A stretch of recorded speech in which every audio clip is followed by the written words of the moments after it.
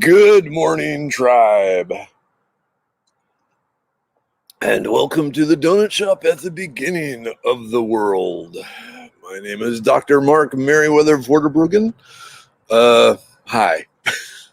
Hey, good morning, Jennifer. Yeah, this is astounding out. It's cool and dry and sunny, and my plants are looking good, and it's just like, wow, this is nice. Hey, Surrender. Hey, Dawn. Yeah, it's cool in Houston. I don't know what the actual temperature is, but I don't know. It's almost like goosebumpy cool. I don't know if you can see that. I guess not. Hey, good morning, Gerardo. Hey, Melanie, the real Melanie. Donald, good morning. Good morning, Shannon. Yeah, so it's a beautiful day in Houston. We'll see if it stays that way. Supposed to get a little warm later, but that's okay. That's what I should check the weather and have weather and traffic. So, okay, story time with Merriweather, because this is my show and I get to talk about damn near whatever I want. Maybe I told this story already. So my grad school, RPI, they had the college radio station. Good morning, Robert. Good morning, Sherry. Good morning, Curtis. So they had and if you were a student there, you could get apply to get some time on their first show. And I always wanted to, but I never had time. But one of the things about RPI, Rensselaer Polytechnic Institute, is they had their own ambulance service. So they actually had a crew of student EMTs and a fully decked out ambulance and all that there right on the campus, ready to go. And so the people that had that, the EMTs and so forth, they had like the credit card to get gas and so forth to keep the ambulance all topped up and ready to go. One year while I was there, the basketball team actually managed to beat people and ended up at a game down in Florida, like some quasi championship early in the round sort of game there. Hey, good morning, Patricia. Good morning, Tammy. So anyway, the ambulance crew, being consisting of several 18-year-olds, decided, you know what, we could drive down to Florida in the ambulance. We got the credit card to pay for the gas, and nothing ever happens on campus anyway because they're a bunch of science nerds that don't do anything dangerous. So the ambulance proceeded to drive down to Florida. And the EMT people were cheering the basketball team, and then they drove back and they thought, ha, no one is the wiser. And then, the credit card came due, and whoever was in charge of reviewing the things noticed there was credit card charges down the East Coast and back up. And so the EMTs got caught, called out, let go, big scandal, sort of thing. So where I'm going with this is, when I applied for my the show thing, I was thinking, well, let's just try. They asked what was I going to do, and I said, I'd be doing traffic reports. And I was like, cool, I guess there's some students in the Troy area. And I said, what? No. I'm thinking, I'm going to do the RPI ambulance traffic reports. Today we're in Chicago. Tomorrow we're in Colorado. And the powers that be said, but no. You may not make fun of the ambulance crew. And it's like, I want to make fun of the ambulance crew. They're fools. But oh well. Okay, so that's my story. Hey, good morning, Joe. Good morning, Julie. Okay, so plants. Let's talk about. You might have seen this morning I posted about Amaranth. So let us take the computer. So I've had the same yard guy for, like I said, 18 years, and normally he's really, really, really good about anything inside. Let me set this here. Anything inside the rocks stays. Anything outside the rock can go. Well, I had a beautiful amaranth here that was growing, and he had a substitute come in this week. Actually, I guess it was last week, and the guy said, "Ooh, this was a big amaranth," and the guy said, "Ooh, that's a weed," and whacked it down. Luckily, the amaranth is still growing, so these leaves are a good spinach substitute. Hey, there's an ant on my computer. Okay. So the amaranth is a very common weed. You'll find it in disturbed areas. So areas that have been chewed up, churned up by mankind, bare earth sort of thing, sunny fields. It's a hot weather summertime plant that is very, very nutritious. So the leaves and then later on the seeds are both really, really good. What's this going on here? There's some strange new feature that I don't care about. Hold on. Let me go back to, there we go. Yes, April, also called pigweed.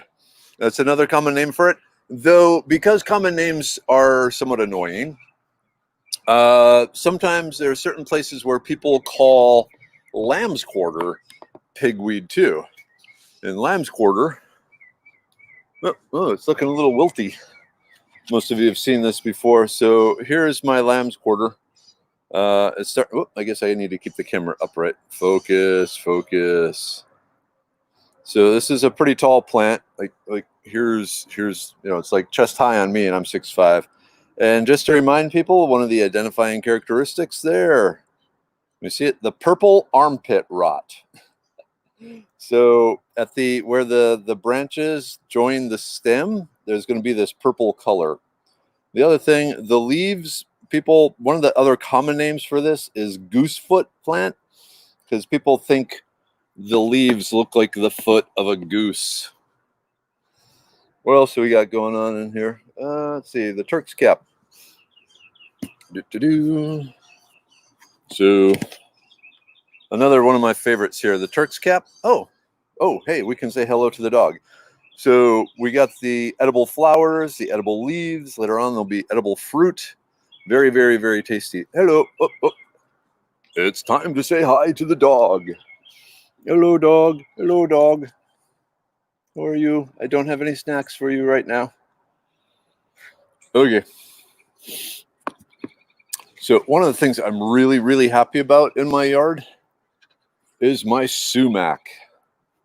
So this is the first year the sumac has been producing berries. So I'm excited about that.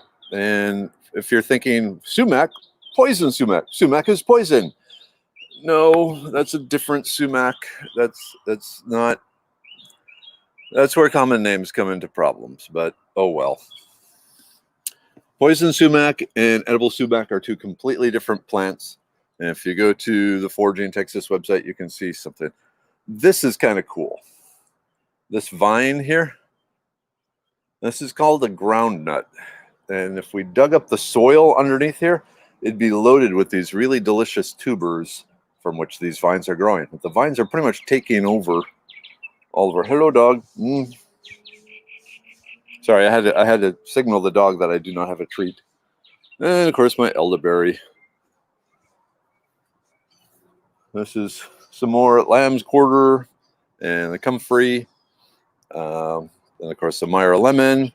And just kind of an overview of my yard. All sorts of, pretty much everything you see is edible or medicinal. I think I need to water that. My echinacea is looking a little peaked. All right, into the shade. It is just so damn nice there. Okay. Hey, good morning, Michelle. Oh yeah, careless weed. That was another name for the amaranth. What have we got here? I'm just going to scroll up quick.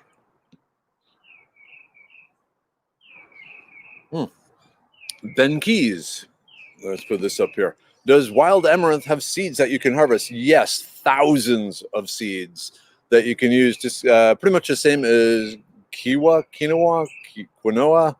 whatever that funky foody little tiny seed thing is. But yeah, the amaranth is in the same family, and the seeds can be used the same way. Let's see, what was the dark red? Oh, that dark red. Oops. Oh wait. Okay, I know what you were talking about. Never mind. I thought it was one thing, but it's actually another. If you are talking Tina, bum bum bum, about this, let me get some shade on there. So that is some canna lilies. So just a reminder, if you want to hide calories around your yard, canna lilies are really, really good for that. Canna lilies are a staple food crop of several early, I guess, citizens of North America. So the canna lily, the tuber, is very, very, very tasty and filled with calories, and you basically treat it like a potato. Instead of individual tubers, though, it's kind of more like a wild sweet potato where the tubers kind of grow off one another. And so the best thing to do is peel it and then boil it and then mash it into potatoes. Okay. Oh, yes. Kind of. Quinoa? Quinoa? That's how you say it, Melanie? Quinoa. All right. There's a lot of questions here. Let's just see. I read that tannins and alkaloids cancel each other out in herbal formulas. I have not heard that. I'm curious, April, if you could tell me who, where, or when you heard that. I'm very curious because there's no reason for them to. I can't imagine from a chemical point of view why they would. So we'll see. Oops, wow, everything's going really fast. Okay, just a second there. All right. Okay, Jennifer, I have not looked too closely into this. I really do need to look more. I see Tina has mentioned cordyceps, and yeah, that's a really good one because the cordyceps is kind of an immune system modulator rather than strengthener, but I really don't know for sure, so I don't feel comfortable saying much more than that. So in particular, you're asking things to treat rheumatoid arthritis. The one go-to with any sort of inflammatory diseases is generally turmeric, the Indian spice that has a lot of use there. You might want to look into that, turmeric, and see if the data supports what you think you want to do. I know it's not a great answer, but it's basically the answer I have to do. Hey, good morning, Ricardo. Good morning, Sherry. Yeah, canna lilies. Oh man, I've Johnny Appleseeded canna lilies all over the place. Because in a survival situation, calories and vitamin C are the two main things you want. And whereas it's really easy to get vitamin C from wild plants, the calories are really tough. Good morning, Chirpy.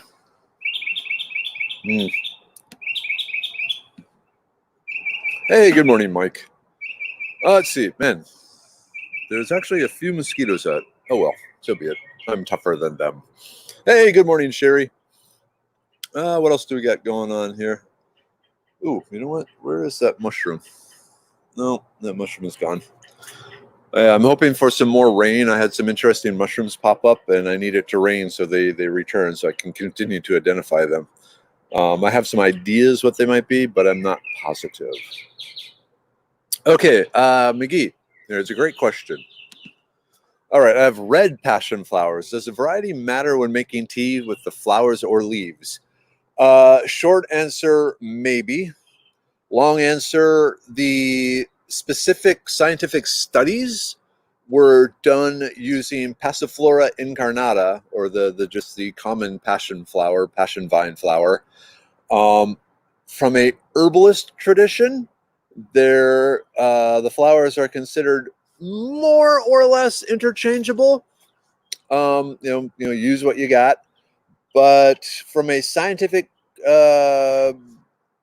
aspect, I cannot 100% guarantee they'll be the same. So probably fine, but I don't have the scientific data to back that up. Oh, thank you, Nick. Okay, let me just a second here. Actually, Nick, I'm gonna have to get to you in a second because just a quick. I gotta put. Well, this is maybe too much information. Hey, Dad's here. Good morning, Dad. Love you, Dad. How are you? It's good to hear Mama's up and out and about there. So, yay, Mom. Apparently, everyone's prayers are helping her. Much appreciated. Okay, Shaga, Shagar. Can we plant elderberry in shade near the foundation of the house? Possibly. If there's enough water there. The elderberries require a tremendous amount of water.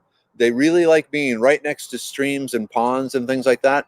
So if you have a low wet spot in your yard, if it's damp there, you know what? Let's go tour my yard. Let me show you some of the places I have elderberry. So if it's wet there, you might be okay. You might overcome the lack of sun. But like I got this one here.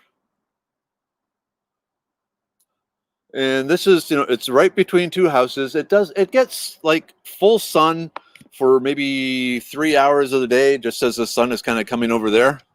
But it's never really gotten much bigger than that. Meanwhile, over here on the other side of the yard. Ooh, blinding light. Okay. Here I have, maybe if I just stand back like this, I just have this huge wall of elderberry that runs way down the house here. So the more sun it gets along with water, the better it's going to do. But if all you have is shade, but that shade is wet, then you'll be okay. So if you have no other place to put it, I would definitely still plant it there because elderberry is amazingly useful. Okay, Michelle. Yeah, okay, so apple cider vinegar is anti-inflammatory, and black tea, yeah, they're both, especially the black tea has some compounds that helps the liver break down some of the things that cause the inflammation. Honeysuckle, I don't know. And because there's a number of different types of honeysuckles are a little tricky because they're in the family where some Laurencia are fine to eat and some are extremely poisonous. So it would have to do a little more research in figuring just which species of honeysuckles are the ones you want. Okay, finally getting to you, Nick. So yes, so Nicole Appelian, got it right. Dr. Nicole Appelian, who was on Alone twice, or is it 3 times now? And also co-creator of the bandana with me and Nick from Wazoo. She has some really great information. She suffers from rheumatoid arthritis and also MS, I believe. I lose track of these things. And she talks about how she overcame that. At one point, she was basically confined to a wheelchair, and she decided that sort of life sucks and kind of delved into the whole herbal medicine thing. Like I said, she is an actual doctor and found enough data and enough effect that she was able to basically not only just get out of the wheelchair and back into a normal life, but actually to the point where she was able to compete on Alone twice. Very amazing person.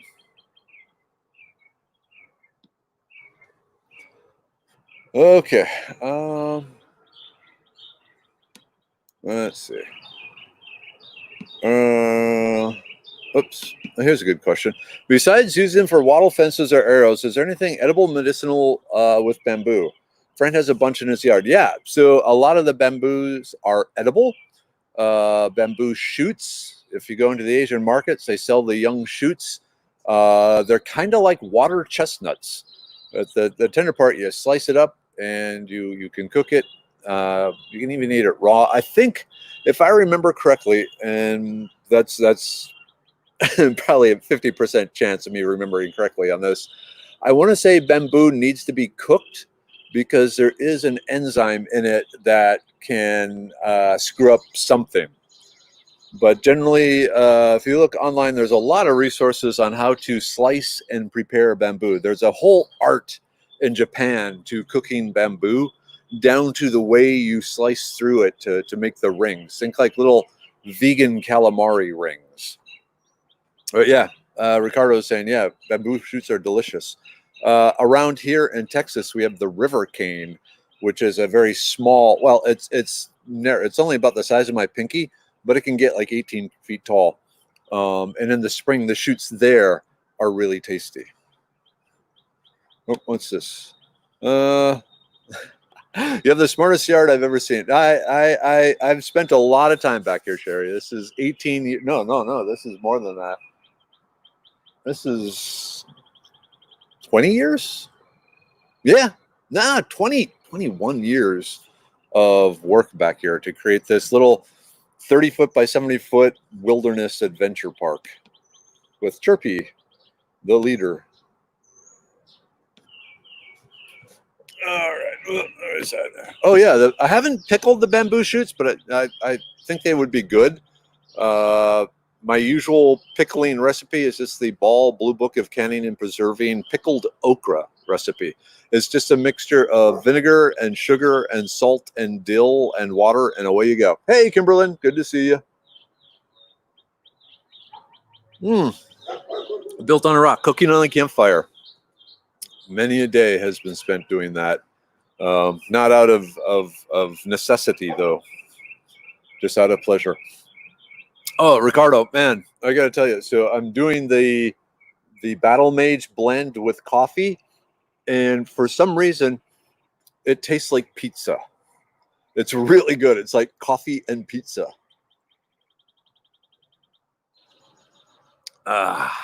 Okay. Julie, you have ginger growing in your backyard. Are all ginger varieties edible? Not 100% positive on that. I believe so, Julie, but ginger is kind of more on the domestic plant, and so I haven't studied it quite as much, except for, where we go. Its medicinal properties of the, what is it? The gingerous official, the official ginger, which grows really well, especially in the Houston area. Something to keep in mind there. But I cannot guarantee. If you happen to know which variety it is, we can look some stuff up and see. Yeah, Nick, we definitely need. Man, I'm jealous. Buddy Carl is going pig hunting again this weekend, but I got things to do. Hey, Dad, you still here? I hope you're still here, Dad. Love you, Dad. Dad was a camping fanatic, and a lot of weekends during the summer in Minnesota, we'd just head off to some place and throw up a tent and cook on a Coleman stove and have a campfire and chill there. And Dad had his tent and us boys had our tent, and life was good. Just kind of chilling in the woods, looking up at the stars, things like that. Where was I? Oh, I was out in Austin 2 weeks ago, outside of Austin, and the number of stars was kind of disappointing. Austin is becoming bright enough that even out away from it some, it's still kind of dampening down the stars. I need to get out to West Texas again. I miss looking up and seeing the Milky Way. If you've never looked up at night and just seeing the Milky Way across the sky, there are few things more astounding than that. Definitely head out someplace where you can see the Milky Way. Sherry, yes. Not Cato Lake this year. Cato Mounds Historic Site.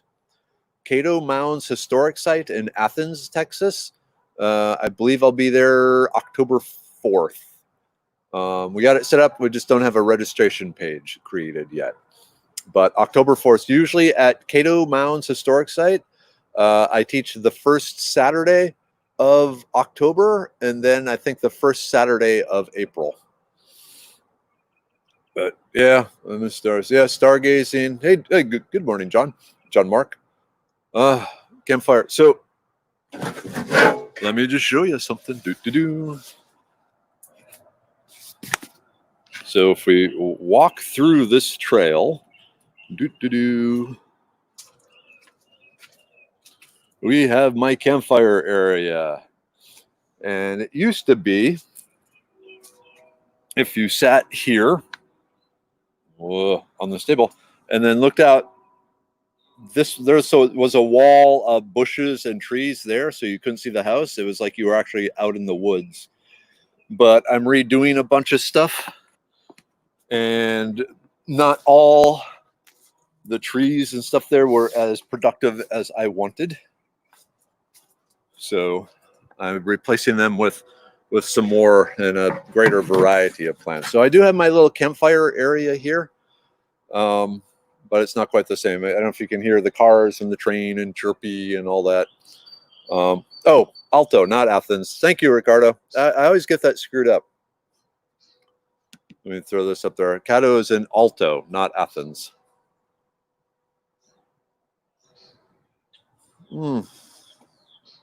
Oops, be careful there, Carrie. You don't want to lose potatoes in the fire.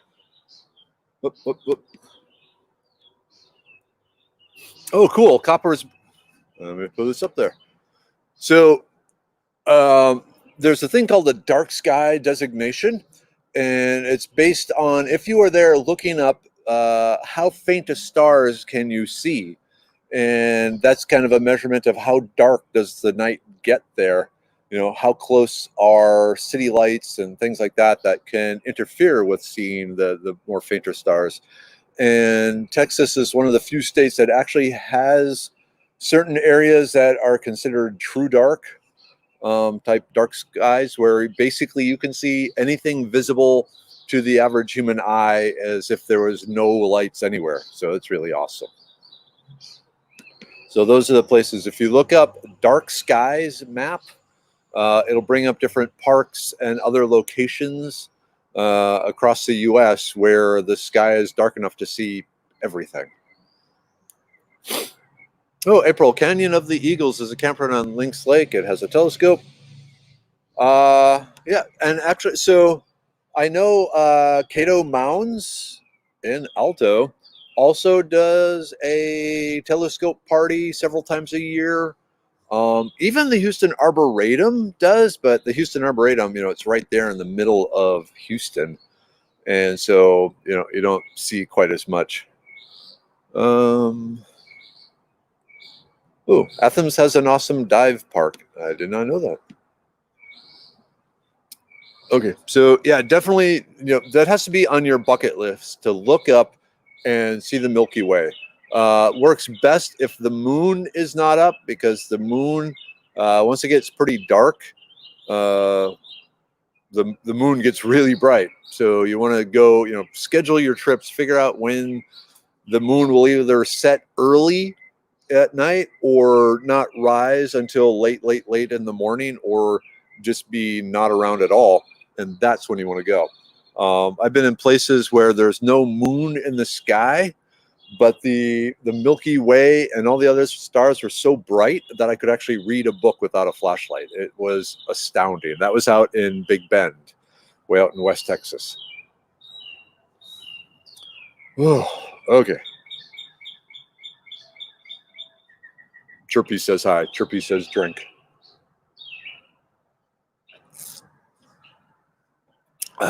Okay. Let's see. 7:55. I got 5 more minutes to fill. What else do we got going on here? I don't know. Ooh, check this out. I'm going to give you all motion sickness as we go running around the yard.